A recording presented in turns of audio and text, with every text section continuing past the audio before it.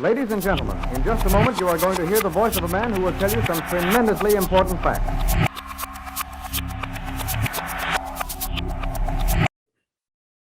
Welcome to the Reality Revolution. I'm super excited. This is going to be a special episode of the Reality Revolution. We have Waxela Sananda. Did I pronounce that correctly? Waxela? Yes, you did. All right.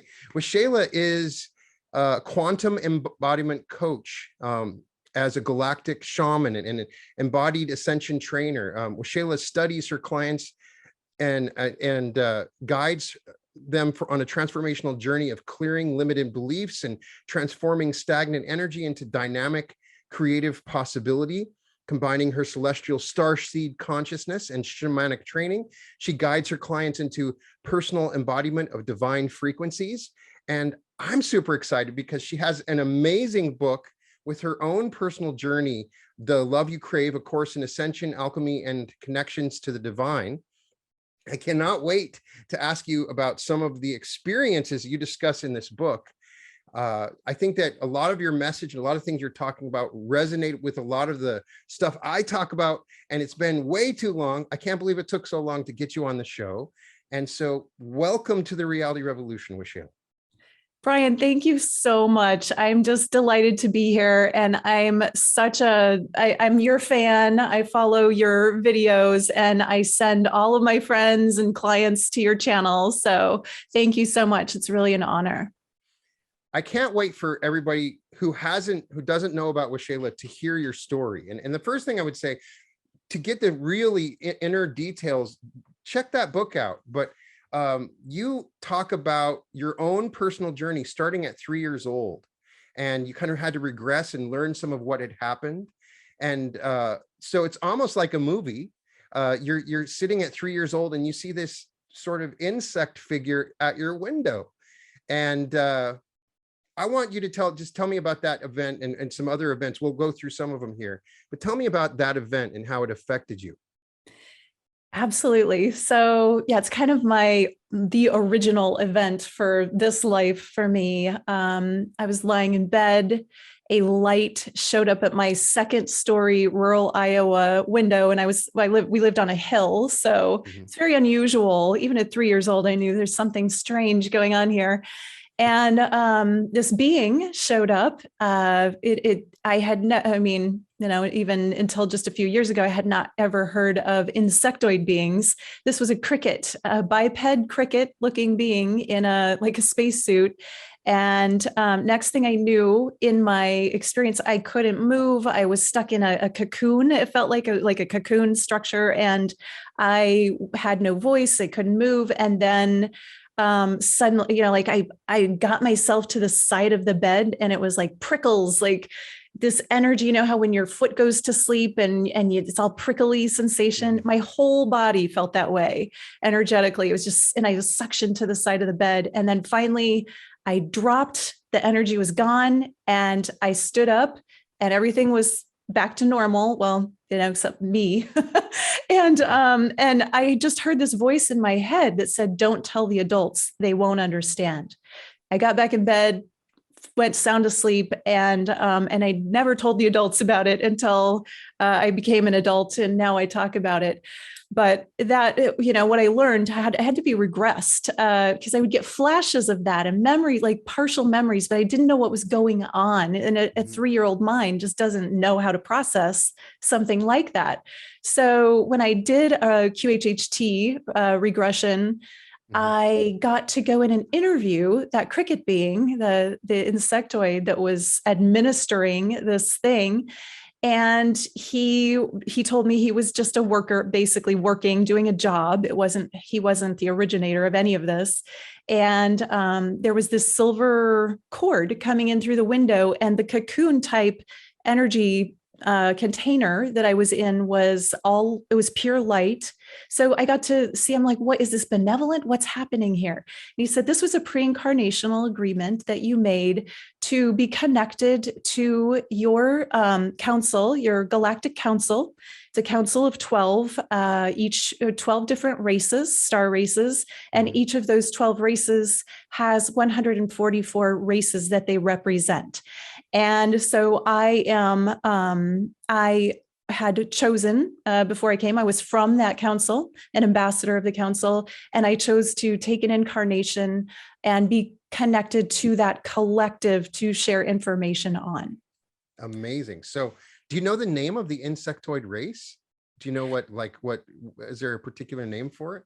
I just know that he was a cricket type being. And it's crazy. I was terrified of crickets my whole life. Right. I don't actually know that. I think I just call them insectoids. I'm sure there's a more proper name, but yeah. I suspect a lot of the UFO visitations that we hear about, which seem scary, are pre-incarnational, and they're directly related to something in their pre-incarnational past, trying to awaken them, something inside, at least for the majority of cases I hear about. And people get scared because they don't know that they're actually one of those, maybe perhaps one of those insectoids or whatever alien race that is visiting them, or through their dreams or whatever encounter that they have. Yeah, absolutely. And I do want to say, while I've had these types of experiences my entire life, many of them, I was never abducted. I've never had an I've never been taken against my will. That one was obviously scary. I just didn't know what was going on. But again, it was benevolent.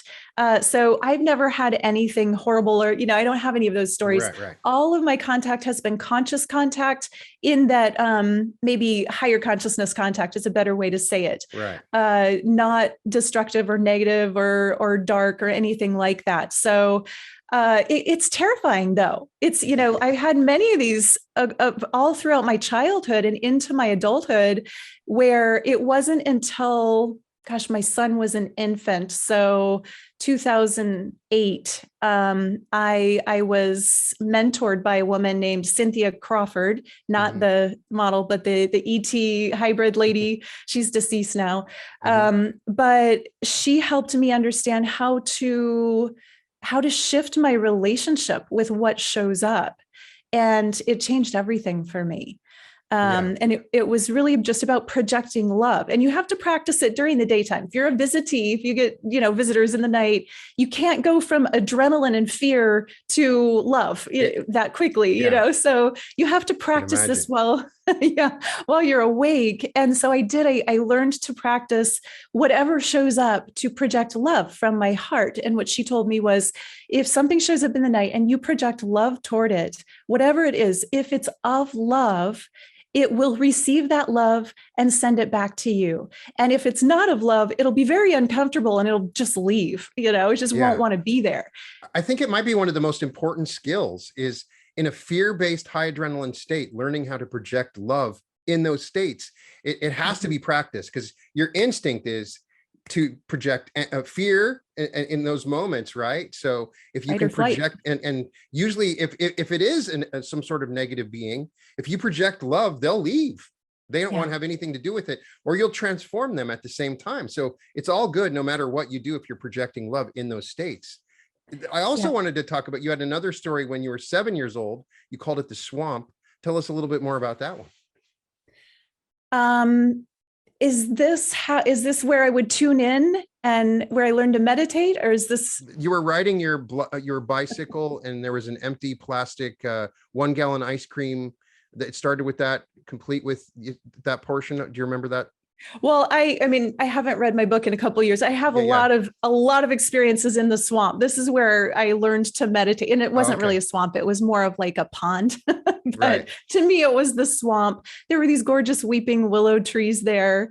And it's where I learned, I like to say the frogs taught me to meditate, because I would go there and I would want to catch frogs, and the frogs were all along the water. They would blend in, and they would always see me first, right? They'd see me coming, so they'd hop away. So I would tune in to the ground. I would tune into like the miniature world that's ankle and below my feet, and like watch the energy change. And suddenly I realized there's a whole other dimension of life going on, like below my ankles at 7 years old. And so I learned to meditate, and I would get very, very still so that none of that life could see me, or I blended in perfectly. And then I would be able to see the frogs and all of the insect world and everything else that was going on there, including a lot of energies and the fairy realm. But Wow. is that what you were talking about? Yeah, I think that's the one. And you have so much more, some of the other little stories there. So I want to go back to that a little bit. You had this QHHT session, and you learned that you were not from this earth, right? So that completely changed your whole identity. And I get a lot of people that come to my channel that have had similar experiences, and it can be scary. It can be transformational. There's a lot of commonalities with people that claim to have, starseed origins. I find it super fascinating. A lot of the ones that I've talked to struggle. They have disabilities and certain things that they struggle with as a result of just their being in a new environment that's different. Tell me a little bit about your experience with that, and how it changed your identity, and how it's changed you and taken you to this point in your journey. Yeah. Well, I had already realized I was a starseed before I did the QHHT. Right. And when I was trained, I'm kind of jumping around here. I was trained by a walk-in shaman. So shaman, I want to get to that too, because that's super fascinating. Yeah. Yeah. So I had learned about my starseed origins when I was with him. But I don't know when exactly it was that I went to the QHT session, and I've done multiple of those by, at this point, anytime there's something like, I know there's a memory and I want to find it, I will go do a QHHT session or a BQH or one of those types of hypnotherapies where I can access parts of my mind and memories that I don't consciously maybe have access to all the time, or not as easily. Right. So, but about the integration, that statement that I was left with after that 3-year-old situation, don't tell the adults, they won't understand. Yeah. That kind of set me on this path of like, oh, things are, I see things different. I experience life differently than the rest of the people do. That's when I first realized that. And it did create this feeling of separation. Going through school, I always felt different. Having a hard time connecting to just peers and people was hard for me. And I connected with nature. And I'm kind of a hermit, an introvert, and I like to be alone, but I love to be with people as well.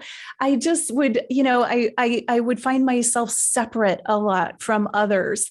And so, it's a choice then to integrate that, to step into society and say, you know what, we're not actually so different. Me and everybody else, right? Like and start looking for the commonalities, looking for the things that, and this is how I shifted it for myself. Like when I feel different, or when I feel like, oh, wow, there just, aren't a lot of people that can relate to me. I look for the similarities rather than the differences. Just a little tweak of a mental attitude can make a huge difference, where instead of looking for or dwelling on, I'm different, nobody gets me, that whole blah, blah, blah. It's what do I have in common with this person, or where do we see eye to eye? And what I find is most people are looking for their life to be better. They're looking for the earth and their experience to be happy and to make other people happy. Like we can connect on those things. So for any starseeds and people who just feel different, walk-ins, remember to focus on the similarities, because we are all human, even no matter where our consciousness came from. And most of us, I think, have consciousness and lineages from many other races, not just human. So, and I mean, I think human is a lot of different genetics, like in a genetics experiment, that we maybe all have connection to other star lineages. So as you start to wake up to those memories, to focus on, okay, there are more similarities than differences, really, if we look at the core and the basics of who we are as humanity. So let's talk about this amazing story. You started getting whispers of going to Kauai, and then you meet the shaman, and you have this incredible experience. You change your whole life for 3 months, 3 years. Yeah. And then suddenly this person is not the same person. So tell me about your experience with the shaman. You said it was a twin flame type of situation, right? Yeah. Yeah, this is like a powerful piece of my training. Mhm. I was living in Dallas, Texas, and I kept getting these messages to go to Kauai. And I listened to spirit. You know, at that point, I was practicing, I was doing a lot of psychic work and even readings for people. And I listened, and I had a shop at that time, a retail store, and people would come in my store talking about Kauai. And I even found a magazine on my desk one day that was about Kauai that I didn't put there. And just these messages were coming all the time. So I arranged my life to be gone for 3 months. I was already setting it up. Right. In the meantime, there was this shaman in town, and my friends kept meeting him, and multiple friends are like, Washayla, you've got to meet this. It wasn't Washayla yet then, but that's beside the point. Right. You've got to meet this shaman that has come to town. When he speaks, it just kind of sounds like you, and there's just something reminds me of you, and you've got to meet him. So one day I came home from work. I was living in a place called Moon Mansion, a fun little artist community. And the neighbor comes over and said, hey, the shaman is at the apartment next door. Come and meet him. So I met him, and we had a powerful connection, ended up talking about all kinds of things for quite some time. And at the end of the conversation, he said, next week, I'm going to be traveling to Kauai, and I want you to come with me. And so that was the start of that journey. And I had already arranged my life to go. So I was ready to go. I was a shop owner, there were things to get in order, but I was ready, and I did go with him. And so we traveled all across the Southwest of the United States and visited amazing places, Chaco Canyon and Canyon de Chelly, and just did this incredible road trip. We even had at one point, he said, there's a lightship escort that we have. And I'm like, what's a lightship escort? What are you talking about? And he's like, look out the window. And so there's a light, kind of flying above, and it looks like it could be an airplane. And I'm like, well, okay, but I don't know that that's an escort. What do you mean? And he's like, well, talk to it. Make connection with it, talk to it, and see what happens. And so I'm like, okay. And so I'm like, if you're the lightship escort, blink 3 times. And it blinked 3 times. Oh, I'm like, wow. oh, well, that could be a coincidence. I mean, pretty cool. But if you're the lightship escort, then do a circle around the car. And it did a circle around the car. Well, I've never seen an airplane do that. So I'm like, all right, well, something's really happening here. And as it turned out, we always had a lightship escort with us, sometimes visible and sometimes not. But so he trained me. He was a walk-in. And what a walk-in is, for people who don't, I think everyone that follows you knows what a walk-in is. Right. But a spirit, there was an exchange where the original owner of that body had I think a psychotic break and drug overdose. And he would even tell me he remembered dying. And this other consciousness came in that happened to be very deeply connected to me, I believe my twin flame. And he got me and trained me for 3 years. We spent 3 years together. He became the father of my firstborn, my daughter, and trained me in galactic shamanism, trained me in crossing souls over and opening portals and working with the earth and planetary consciousness, helped me hone my psychic gifts and, connect to grid work and all of these things that, and this is before, this was in the 90s. That's before we had cell phones and, well, some people did, I didn't. And, we didn't have access to the internet like we do now, and we can find out anything. So it was really like walking, living with Siri for galactic consciousness. Any question I had anytime, it was an open book. He could tell me anything I wanted to know because he was connected to galactic or universal consciousness. Wow. So yeah, that was powerful. Unbelievable. Amazing. And so then one day he left. Yeah, it actually wasn't a little bit, right? Yes, it wasn't quite that abrupt, but it was like this realization dawned on me at some point, like the being that I have been with for the last few years is no longer present here. not in the way that he was. And I was not compatible with the original of the body. Right. And so what happened was it was a temporary walk-in situation. There was an agreement. Anytime there's a walk-in, there is an agreement made at a soul level. So what happened was and I know now, because I got to see all of this in meditation where my guidance showed me the whole scenario from their point of view. And that's when it all really made sense. My twin flame was intending to be incarnate with me at this time on the planet. And he tried 13 times to get a body, and his energy was such that he could not be carried to term. He would be spontaneously aborted. He was not compatible. He couldn't get a body to work out. And so at some point he gave up on that idea. And I always felt so like, why isn't he here with me? You know, like I always felt this knowing like he should be here with me. And so he chose to have an exchange with that soul, come in until the body was recovered, until the mind was healthy enough to be able to reintegrate. And then he left. That was the agreement.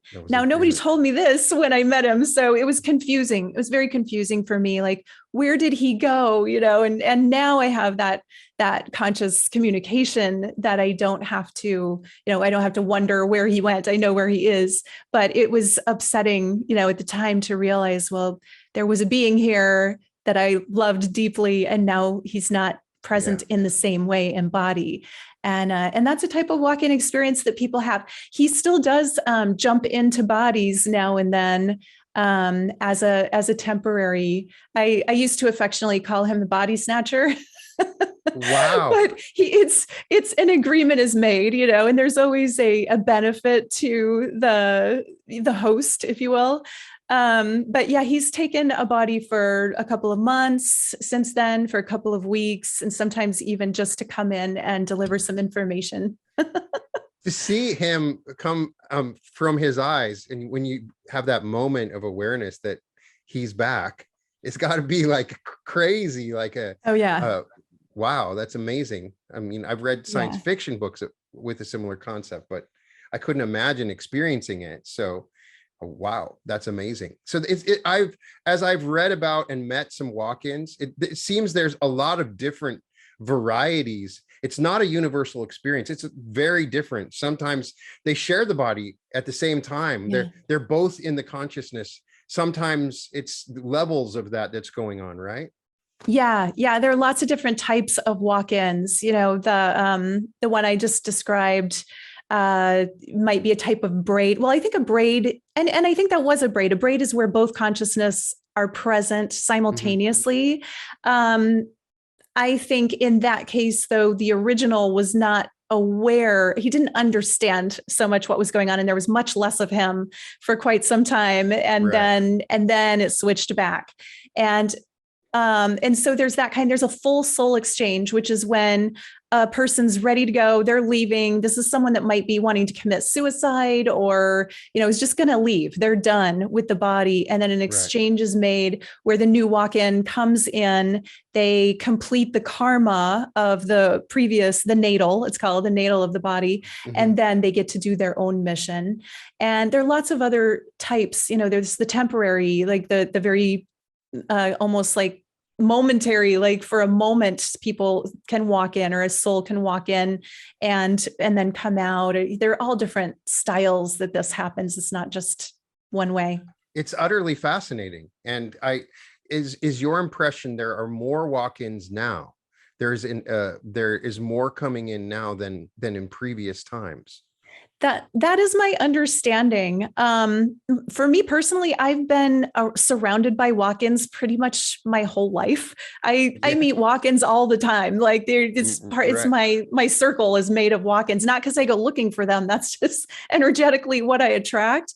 So I've always been around a lot of them. But what I understand is, yes, a lot more are coming in. This time right now is a time that is so precious in galactic history, or cosmic history, for our planet, that there's so many beings that want to be here for part of this. And there's a huge benefit for a spirit to be able to come in and take over a body that's already grown, that's already been through all of the childhood and adolescence. And an exchange can be made. And so it's almost like recycling. Like, why waste a perfectly good body when we could use that and for the good? You know, the walk-ins generally have a purpose, a mission of wanting to help with the ascension process, wanting to improve things on the planet, and wanting to help humanity. So it's a good thing ultimately.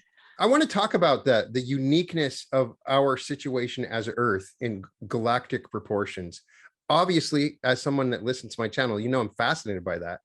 And so you read multiple channelings, you can get some contradictions and differing viewpoints, but you generally get this idea that this experiment on Earth has never occurred in the entire universe. It's very unique. There's a lot of different races that have reincarnated on the Earth at the same time, and to go through a transition, fourth density, fifth dimensional transition with this number of souls that have repeatedly gone through the cycle of third density, gone through that cycle of it's completely unusual. What is your knowledge of this? Tell us a little bit more of the incredibly unusual aspect of Earth existence galactically right now. Yeah, well, I feel like it's such a special place and it's such a gift to be here. Like, no matter how difficult and traumatic and dense it is here, it's really an amazing gift to be here. And so I do truly I've learned to appreciate the experience of being here. Yeah, I think we could call the Earth like the galactic melting pot, or the cosmic melting pot. There's so many different seed races that went into the genetics of humanity. And so, yes, this is the time of ascension. This is a changing of the ages, where I understand this was the sixth iteration of the planet that, humanity's been here and, been manipulated and changed throughout the ages. And this is our opportunity to really, truly upgrade in an amazing way. Now, my understanding, and again, all times happening simultaneously, right? But from the linear perspective, if you look at everything that's been here before, clearly there has been high consciousness on this planet before, with the pyramids and the artifacts and the technologies that we found from the quote unquote past. There has been a high level of consciousness on this planet before. However, I think this is the first time that humanity really has had the opportunity to step into our ascension process in a, I want to say, a more whole and complete way as a collective, rather than, certainly we've had the individual here and there that has reached enlightenment. But I think as a community, as a collective of humanity, there's this mass opportunity for upgrade and expansion, for ascension. And I want to clarify, when I say ascension, I like to call it now embodied ascension, because ascension is not about going out of body. It's not about getting somewhere else. It's really about bringing divine presence into the body, about embodying, anchoring, and holding a new frequency of light so that we're compatible with living in a higher dimensional experience of reality, which we think of as 5D and above, right? 5D consciousness and above. Right. And so there's more light coming in to our planet. There are what we hear about, these solar flares, the sun sending out energy toward us. And there is this ascension of light and an upgrade of light on our planet. Now, if we can harmonize that and balance it and align with it, we have this opportunity to ascend as, our consciousness as humanity to a new level of being on the planet. So, whether or not it's happened before, I think types like this, type of opportunity has maybe been present but not realized, and we're at that point now where we have this possibility present of humanity ascending. It's a potentiality A that is potentiality, available. yeah. It's absolutely a potentiality that's available. And so a lot of times that you read about ascension and a lot of the books about ascension, it's a, people treat it like it's an individualized process where it's just you're waking up your energy centers, but really it is the social memory complex. It's a grouping of thought. It's a group thing that's happening, like you said. That is the really unique and powerful thing that's happening. A sort of group mind that is occurring, not necessarily we're all in the same room, but there is a frequency that's being shared by multiple people, almost as if the same thought and the same feelings are being shared with a beating heart for this one group, which has its own beating heart that's an individual collective entity by itself. Do you get that impression? Yeah, absolutely. As you're speaking, I'm seeing the image of, fairy circle with mushrooms. Right. When mushrooms sprout up, they look like individual mushrooms growing in a circle, but they're actually all connected and coming from the same source, right? So the same is true. And I love that you said the collective heart. I have seen the collective heart. It's the heart is the infrastructure of the higher dimensional earth, of the humanity of the higher dimensional earth. And empaths, we have so many empaths and sensitive people. They're actually designed for that higher frequency of reality. They're actually the upgraded human. They're so sensitive, but in the third dimension, it's too much. It's like, it's so difficult because they're inundated, right? But we're actually, anybody who's empathic and feels so deeply, it's actually designed for the ascended version of energy on this planet. And yes, so I believe that the 144,000 in this situation, when 144,000 humans truly wake up, that's like the 100th monkey effect, where, and I think I'm sure by now we must have reached 144,000, right? But there's like it's something shifts, like a timeline shift, reality shift at that point of awakening, where truly 144,000 are awakened in the new earth. Then that sends out the ripple effect to everyone else. And perhaps that's where we're at and what's happening now. One of the powerful and difficult aspects of this third dimensional environment is the duality and negative forces that are so subtle, and consciously knowing that we're going through the shift, doing everything in their power to stop it. And once you become awakened to these forces, you start to see how incredibly subtle beings that offer themselves in love and light, that are not being outright negative and evil, but doing little super tiny things that create fear or dissension or separation. And as you become aware of these dueling energies and what is happening, what is your opinion on it? What is your view of it? Because at some point I still recognize that darkness is me, but at the same time, it is affecting our shift on this planet. Even though I'm aware of it, and the more people become aware of it, still, it is something that, hey, there's part of me that wants to go to battle against this evil. And then I have to learn this lesson of love. And it's kind of a complicated thing. What is your perspective of it? Yeah, I like how you said that. And, I get the image of the yin and yang symbol, and the dark is in the light and the light is in the dark. And that is part of the encodement of this matrix, or this life experience in the planet Earth. So, here's the thing. If it wasn't that way, there would be no challenge, right? Like this is a unique opportunity to overcome the darkness on an individual and a collective level.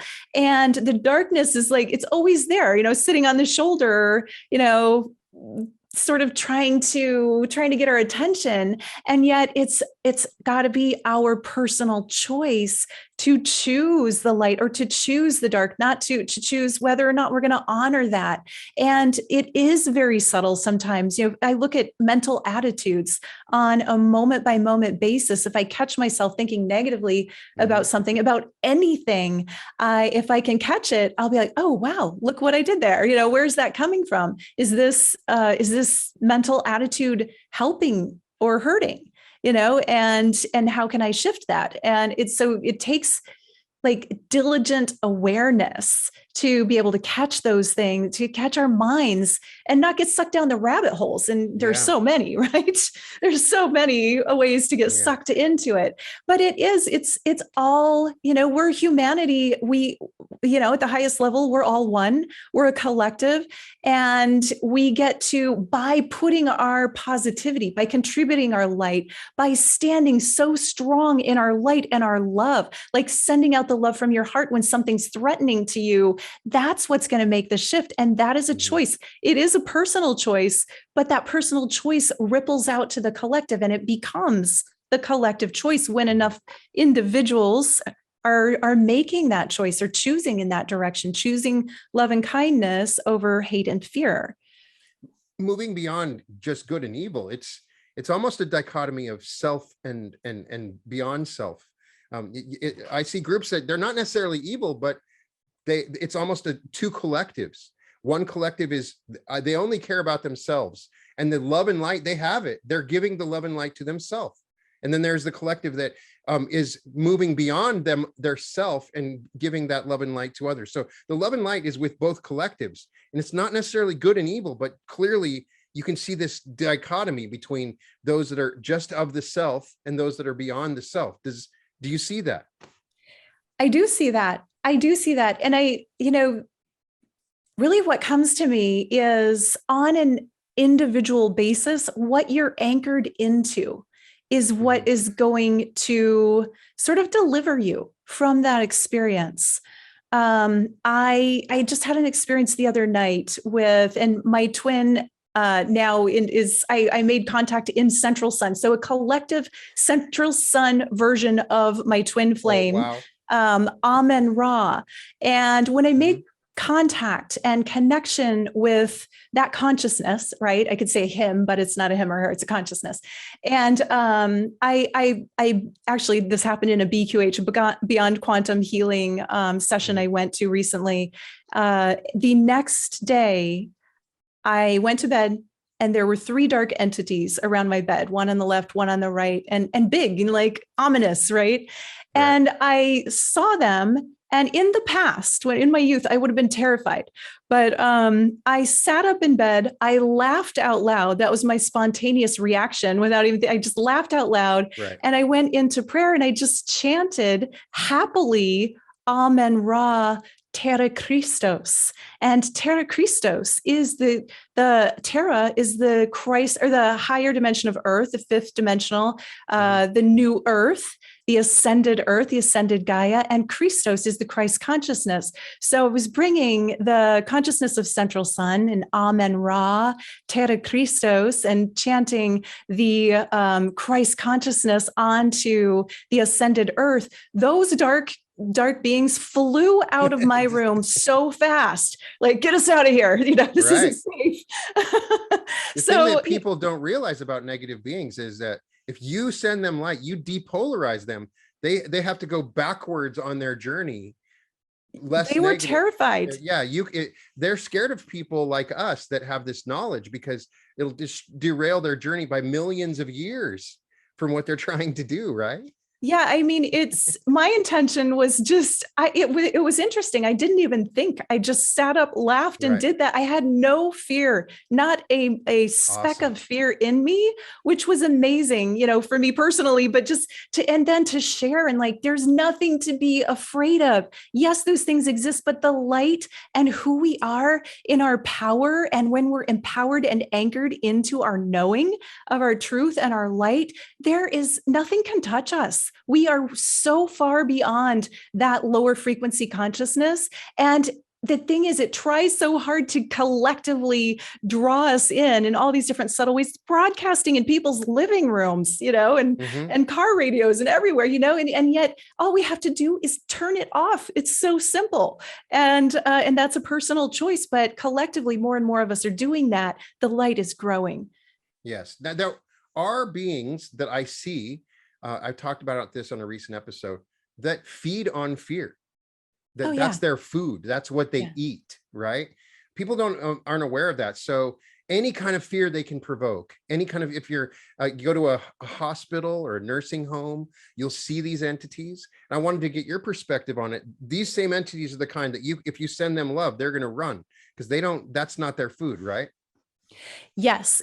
Again, they are looking for, that's how they get energy, and if you go into like a higher way of thinking about them, everything wants to eat, right? I mean, if you have a hungry child, you're going to, you might steal in order to feed your child because you want to feed your child. That's the most important thing. So everything wants to eat. So you can just look at these as like low consciousness entities.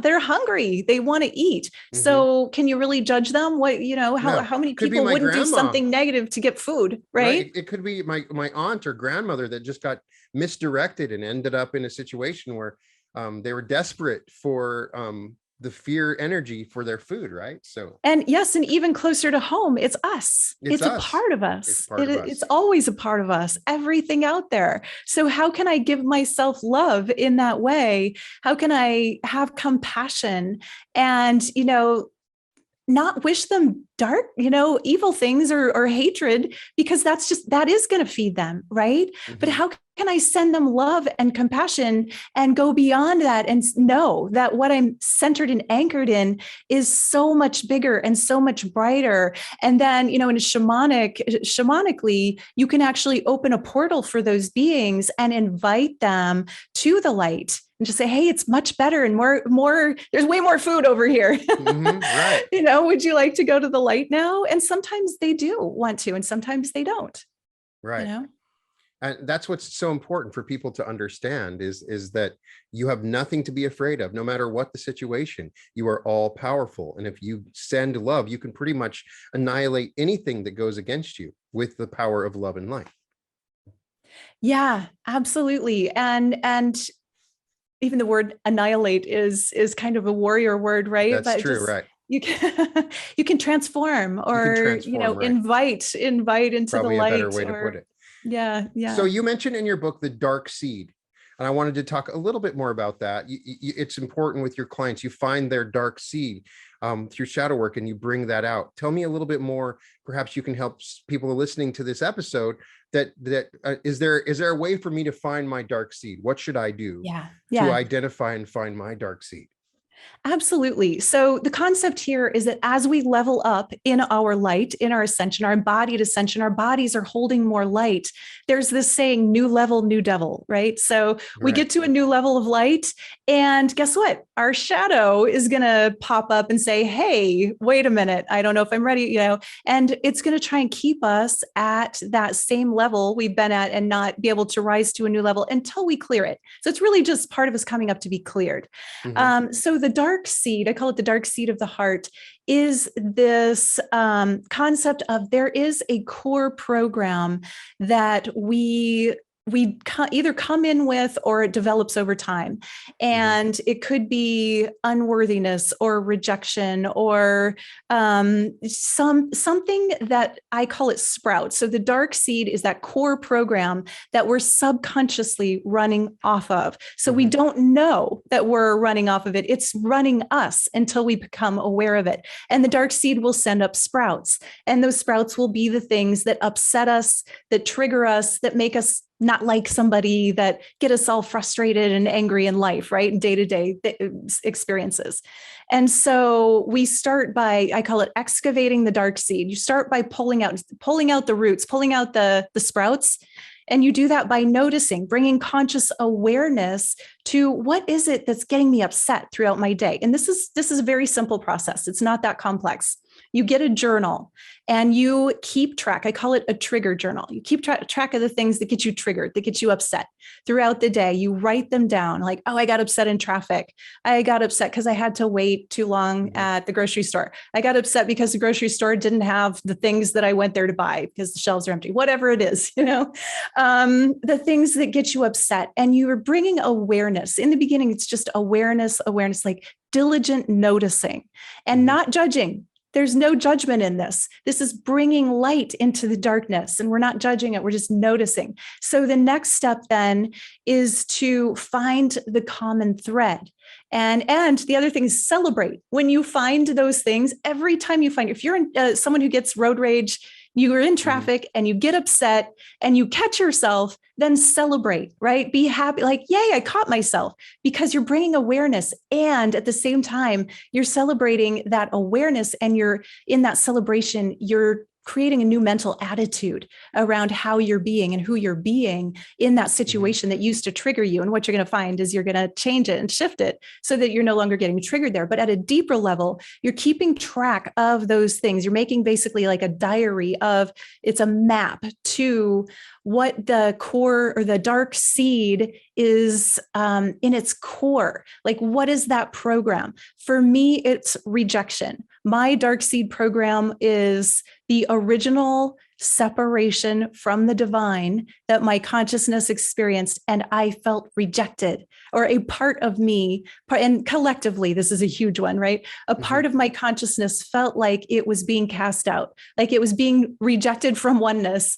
And so I know I wasn't acceptable anymore. I wasn't good enough, or I was, whatever kind of imposter syndrome might go along with that. I'm not worthy because oneness rejected me. Which isn't true, right? So what's true is oneness decided to experiment and have more experiences. So therefore, separation had to happen.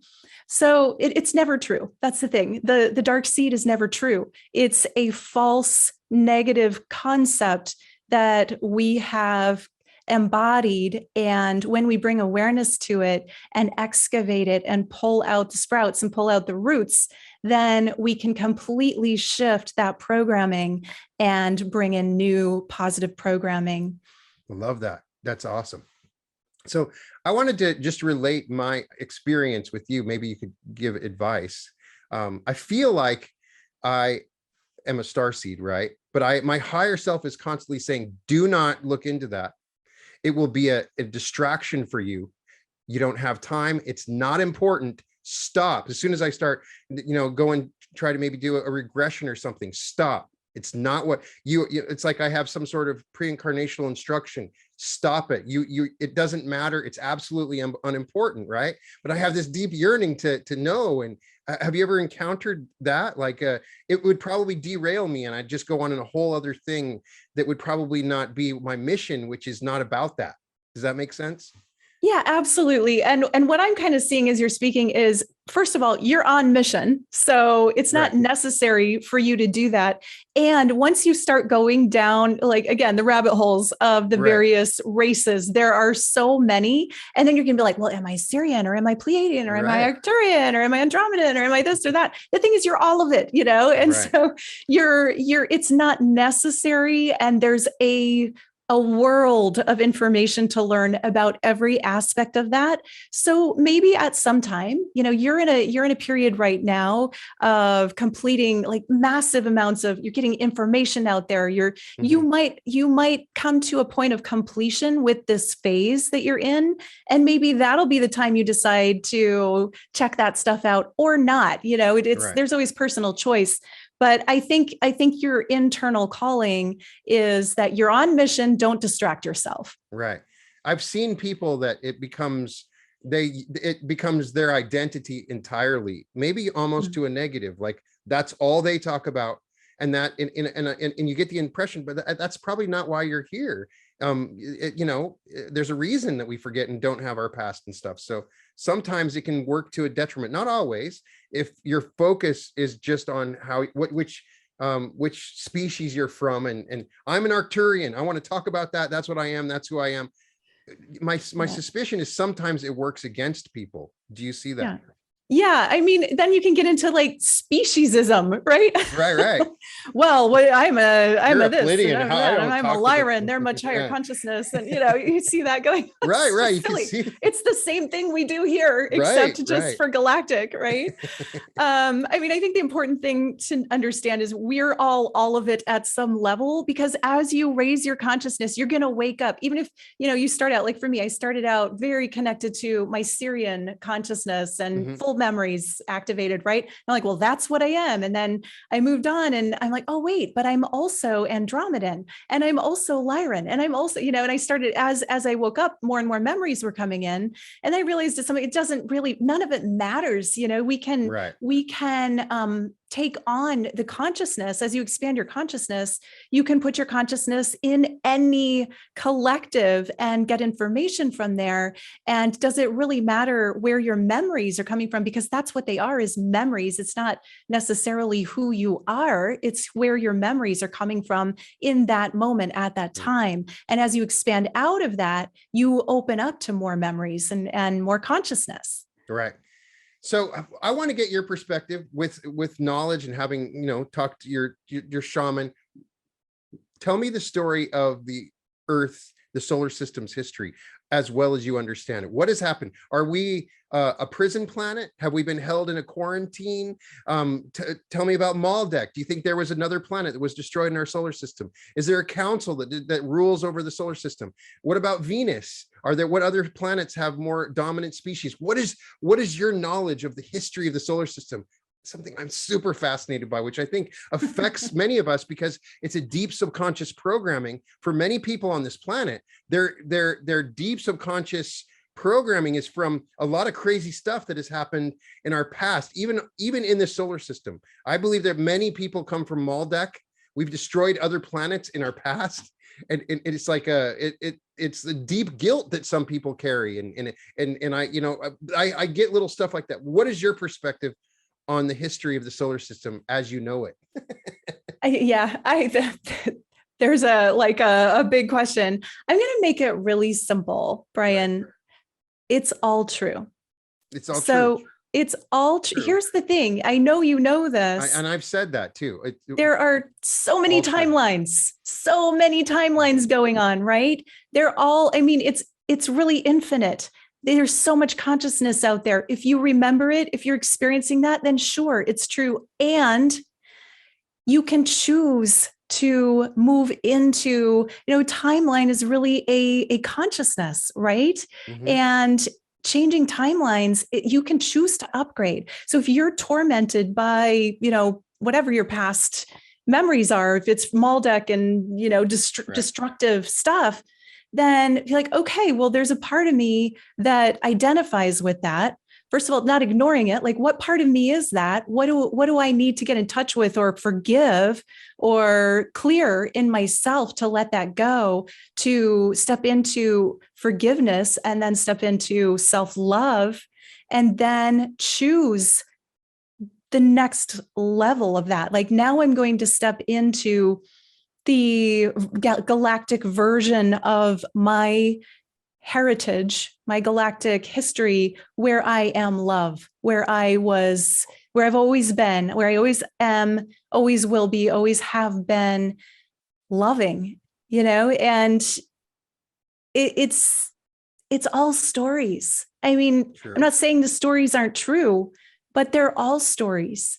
And again, just like the broadcasting, the negative broadcasting on news or the conspiracy theories, you can get sucked in to a vortex, a rabbit hole. You get sucked into basically like a stargate of energy and frequency that can be destructive. But equally, you can bring yourself up into one that's uplifting and positive. And so I would say, like, I'm not a galactic historian. I'm familiar with a lot of those things. I do not dwell on that stuff. And when I get, when I'm introduced to something negative, a negative timeline, a negative, body of work, I feel it. I when I'm listening, or if I listen to, let's say, a podcast or something, or if I'm receiving something, I feel the frequency of it. And we all have this at some level, this empathic ability to feel frequencies. We know how we feel, right? When we listen to something, if you're addicted to it, you might get an adrenaline hit. That's different than the frequency of how it truly makes you feel. So you might have to disconnect from that adrenaline if you are someone that's been doing a lot of that, because it can suck you in, and then there's a codependence on a certain frequency, just like with thoughts. So to extract yourself from any codependence, and then when you receive the information in neutrality, to weigh it, does this bring my frequency up, or does it take it down? And if it's taking you down, then to really consider consciously, is this the right exploration for me? Is this the highest use of my consciousness and my time in this moment? And for some people, exploring those things, that's part of their mission. There's no judgment there. But I would say for people that are really getting sucked into it, or self-guilting, or, if it's really bringing them down energetically, extract yourself from that. Why bother with something that is going to be destructive to your energy? Well, Shayla, what is your perspective on spiritual programs and principles that want to categorize? It's very popular. You see it, human design and astrology. You're a Sagittarius, you're an Aquarius, you're a projector, you're a man. With our understanding of how powerful we are, isn't it dangerous to categorize anybody, even if you fit perfectly into that category, as we are all powerful creators, right? Even if somebody says, oh, you're a projector, or you're a manifester, or whatever it is, as soon as they say that, it seeps into my subconscious. And now I have this new program that tells me what I am, right? Even if it's not true, I want to have the power to choose whatever category I want. If today I want to be a Leo and tomorrow I want to be a Virgo, right? What is your perspective of that? Oh, yeah, this is a great question. Well, first of all, I love all of those things. Right, I do too. I have a lot of fun with them. And for me, it can help me understand how I operate energetically as a human, right? And as a being. So I find it helpful in those ways. And it can also tell you, like, okay, here's some of the things to watch out for. And we are at a higher level. We are all of them, we're just like masculine, feminine.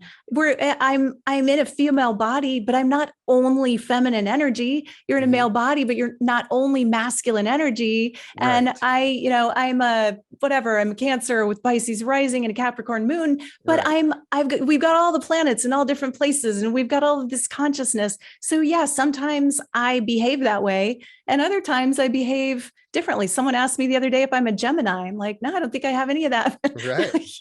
you're like flexing into different things, and so it's just, if you're doing it, it's like for fun, to like kind of categorize yourself and look at it and play. It's like a game. We can approach it that way. Like if you're having fun with it, if you're enjoying it, just don't get so attached to being that way, because we are always evolving. We are always expanding. And yes, you can expand beyond your astrology or your human design or, any other one of those things. And if you're going to play with it, have fun and play. Exactly. So as a final question, what can I do to help with this shift that we're going through, to enhance it? What can I do? Please give me guidance to help me to be the best at my mission in helping this planet shift into the new Earth, this new density, this new dimension. What can I do? First of all, you can know that you're already doing it and you're already enough, and that it's not like there's something to get to. It's really about being in your presence. How much of my divine presence can I hold and expand into that's embodied ascension. How much of my energy can I give for the joy of giving without, feeling depleted? How much can I contribute light to this planet and to the other beings on this planet? How much can I, just revel and enjoy the experience of the expansion and the transformation, and honor that when I'm not enjoying that, to restore myself, to go within, to allow myself the time or the space, and in non-judgment. We are all on a spectrum, right? Some days we're going to be like all about it. Other days we're going to be like, I just want to be alone and sleep in and all those fun things. So anchoring into your light. And, if you want to do some high level, chanting and expansion, there's so many things out there that are helpful in the realm of ascension, in the realm of embodied ascension, and holding your light, expanding your frequency so that you're generating a field of light all the time. And that's naturally restorative. I think you can, it really just being anchored in the truth of who you are, being on mission, and honoring your truth, your personal truth, and your personal uniqueness. That is, I think, the best that any of us can do. Thank you so much. So everybody needs to check out Washayla's YouTube channel, which they can just search Waxela Sananda, right? Yep, it's my name. On YouTube, and they'll find your channel. Also, your amazing book, The Love You Crave. You have some other courses that you offer, Ascension Breathwork, and you had mentioned another one. What was that? Embodied Ascension. That's Embodied my Ascension? signature course, a 6-month course of Embodied Ascension. Yeah. Very exciting, very tempting. So much to learn. It's been such an honor to meet you and to hear your story. And thank you so much for what you're doing and helping the planet out. And please come back soon again. We got more to talk about. We barely covered all the stuff, right? It's such a pleasure to be here. Thank you so much, Brian. And thank you for everything you're doing. You are up to just amazing things. And I'm so grateful for you. Welcome to the Reality Revolution.